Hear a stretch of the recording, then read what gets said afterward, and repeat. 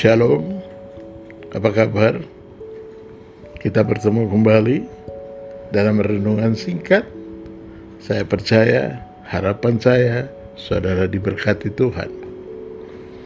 Saya berikan tema kita saat ini, sesuatu yang bernilai. Sama-sama kita buka firman Tuhan yang terambil dari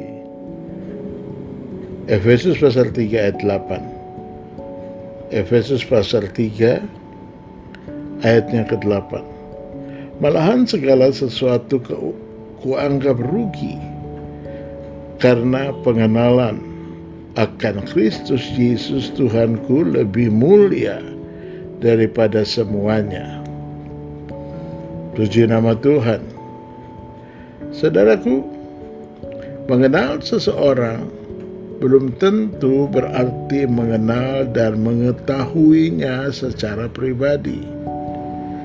Mengenal seseorang yang pasti kita kenali pribadinya dulu, dan kita bisa disebut orang yang mengenal orang tersebut. Mungkin kita hanya mengenal rupa, mungkin juga kita hanya mengenal nama, tetapi tidak tahu siapa dia atau siapa dia sesungguhnya. Ya, mengapa kita tidak dapat mengenal seseorang secara pribadi? Karena kita tidak dekat dengan orang itu. Kita tidak dekat dengan orang itu. Ada banyak orang yang mengaku Kristen, banyak orang yang aktif di gereja, banyak orang yang turut ambil bagian dalam pelayanan di gereja, banyak orang yang tinggal aktif di gereja, mengaku Kristen, aktif di gereja, puji-pujian, pemain musik, penyembah, tetapi sesungguhnya tidak mengenal Yesus secara pribadi. Ini yang bermasalah. Mereka tidak mengenal Yesus secara pribadi. Kita bahas hal ini bersama-sama.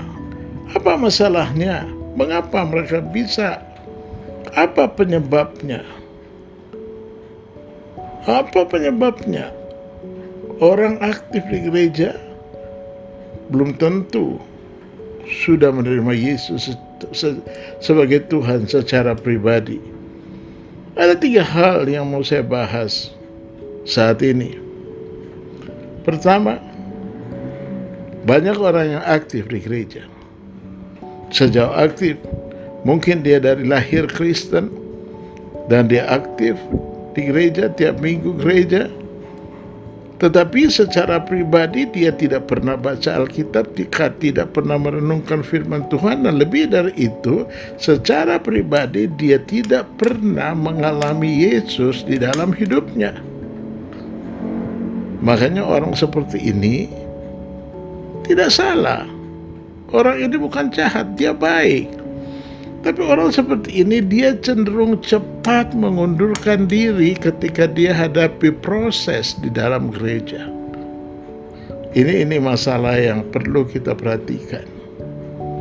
Nah, yang kedua, orang yang kedua aktif, mungkin dia suka memberi. Dia senang sekali ambil bagian dalam tugas di gereja.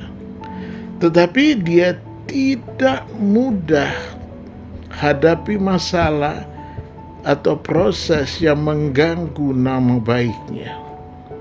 Sepertinya dia tidak bisa terima kalau dia sedang mengalami pembentukan. Nah, orang seperti ini pun akan mengalami dan mengatakan, memangnya gereja cuma di sini aja. Kan tidak sedikit toh kita alami orang seperti itu. Mereka mengatakan, emangnya gereja cuma sini aja. Nah, ini yang perlu dibereskan. Sebab orang-orang seperti itu cenderung masalah, pindah gereja kemanapun dia tetap bermasalah.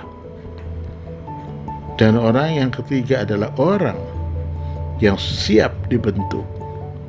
mudah tersentuh, dan mudah sekali mengampuni. Jika ada orang yang menyakiti dia, dia mengampuni orang itu. Ada orang yang menipu dia, dia memberkati orang itu. Ada orang yang menganiaya dia, dia memberkati orang itu. Nah, orang-orang seperti ini, dia pasti sudah punya pengalaman pribadi dengan Tuhan. Dan lebih dari itu, dia pasti sudah menerima Yesus Kristus sebagai Tuhan dan Juru Selamatnya secara pribadi. Mari saudaraku, di gereja tempat kita ibadah, berapa banyak yang serius dan berapa banyak yang tidak serius. Mereka hidupnya pesta pora, tidak teratur. Mereka yang tersinggung dan tersinggung. Dan jika tersinggung, yang tadi sudah saya katakan, dia akan berkata, memangnya gereja di sini, kita cari gereja lain aja, pindah gereja. Nah, orang-orang seperti ini cenderung sulit bertumbuh. Mari saudaraku yang kekasih, kita jadi orang yang terima apa adanya. Nah, pertama-tama, buka hatimu. Terima Yesus sebagai Tuhan dan Juru Selamatmu. Maka engkau dan seisi keluargamu diberkati. Tuhan Yesus memberkati.